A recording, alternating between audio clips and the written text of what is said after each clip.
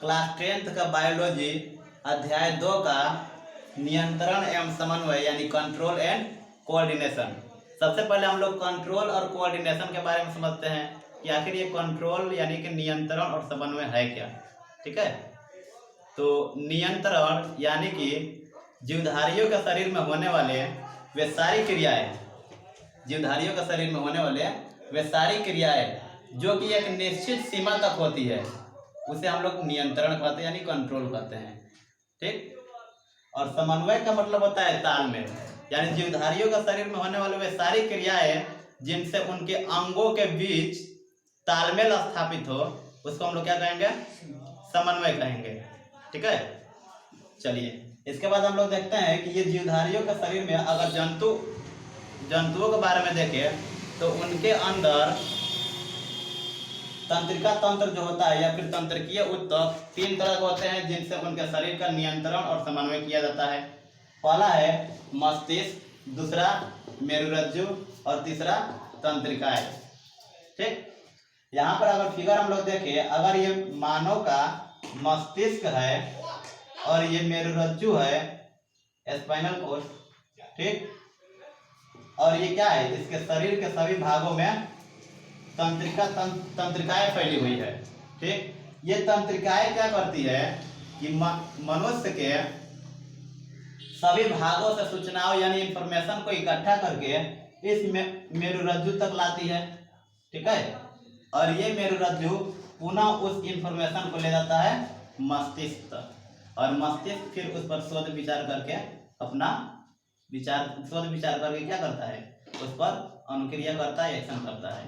ठीक, चलिए इस मेरुरज्जु और तंत्रिका के बारे में हम लोग पढ़ चुके हैं। आज हम लोग का मेन जो टॉपिक है वो है मस्तिष्क।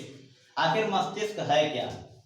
तो सबसे पहले मस्तिष्क जो होता है वो जीवधारियों के शरीर का सबसे इम्पोर्टेंट भाग होता है और वो मुख्य समन्वय केंद्र भी होता है।